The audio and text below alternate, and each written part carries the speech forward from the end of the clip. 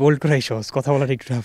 মারুফ মৃধা, তার সঙ্গে কথা বলবো বিপিএলটা নিয়ে। আগে যেহেতু প্রথমবার বিপিএল খেলছেন এই তরুণ পেসার, তার লক্ষ্য বা তার উদ্দেশ্য সব কিছু নিয়ে আলাপ করবো।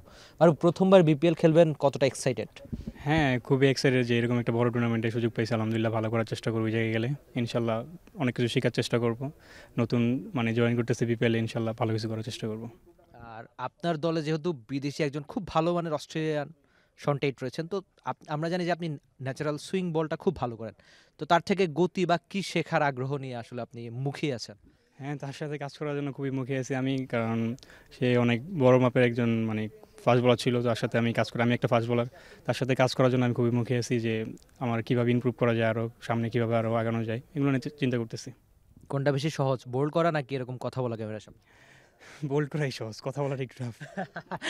আচ্ছা, তো আপনি বিপিএল এ শরীফুলের সঙ্গে খেলবেন বা বিদেশে অনেক পেসারও আসবে, তো তাদের সঙ্গে আপনি নির্দিষ্ট কোন বিষয়টা নিয়ে কাজ করবেন সেটা একটু শুনতে চাচ্ছি। Double million offer, Walton fridge কিনে পেতে পারেন 20 লক্ষ টাকা, রয়েছে কোটি কোটি টাকার নিশ্চিত উপহার।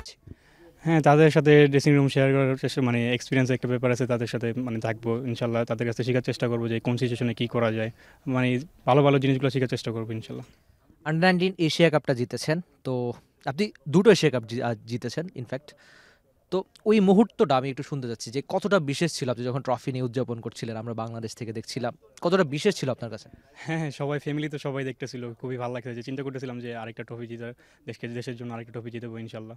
ওগুলো নিয়ে চিন্তা করছিলাম যে বাসায় সবাই খেলা দেখতেছে, এলাকার মানুষজন সবাই আমার দেশে খেলা দেখতেছে, সবাই আমাদের জন্য দোয়া করতেছে, এই চিন্তা করতেছিলাম। আচ্ছা, তারপর এসেই আপনারা এনসিএলটা খেললেন। তো ক্রিকেটারদের লাইফটা হচ্ছে আপস অ্যান্ড ডাউনস, কখনো অনেক একটা ম্যাচ খুব ভালো যায়, পরেরটা একটু খারাপ। আর পেসারদের তো সেই কষ্টটা আরেকটু বেশি, কারণ রান অনেক বেশি কনসিড করতে হয়, তাদের ডেট ওভারে বল করতে হয়, শুরুতে বল করতে হয়। তো আপনার ওভারঅল এনসিএলটা নিয়ে একটু মূল্যায়ন শুনতে চাচ্ছি, কি শিখলেন আদতে? এখানে অনেক কিছু শেখার আছে, যে কোন সিচুয়েশনে কী বল করতে হবে, ডে বাই ডে কীভাবে আরও ইমপ্রুভ করা যাবে, এগুলো নিয়ে চিন্তা করতেছি যে আরও কীভাবে সামনে আরও ভালো করা যায়। টি-20তে আরও ভালো করতে হবে ইনশাল্লাহ।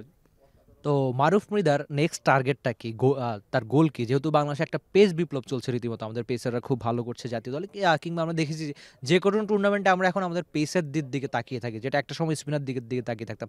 তো মারুফের পরবর্তী গোলটা কি? আমি সামনে যে টুর্নামেন্টগুলো আছে সব জায়গায় ভালো করার চেষ্টা করবো ইনশাল্লাহ। যে এখন সবাই ভালো করতেছে, পেস বোলাররা, বড় ভাইরা ভালো করতেছে, তাদের কাছ থেকে শেখার চেষ্টা করবো। এখন আমার আরও উদযাপিত করবে যে আমি কীভাবে আরও ভালো করতে পারি, তাদের সাথে ফাইট করবো ইনশাল্লাহ, এইভাবে চিন্তা করতেছি। আর কোনো বড় ভাইয়ের সঙ্গে কথা হয়েছে কিনা? আমরা জানি যে আপনার অনেক সিনিয়র বড় ভাই রয়েছে যারা পেসিংয়ে খুব ভালো করছে, তো তাদের সঙ্গে কোনো আলাপ হয়েছে কিনা? না, তাদের সাথে এখনো কোনো আলাপ হয় নাই। চেষ্টা করবো সামনে বিপিএলে গিয়ে তাদের সাথে কথা বলার বেশি বেশি। তো আপনি বলছিলেন যে বেশি বেশি মনে হচ্ছে কিনা যে এখন আপনাকে অনেক বেশি মানুষ ভালোবাসছে, আপনার বোলিংটা দেখছে?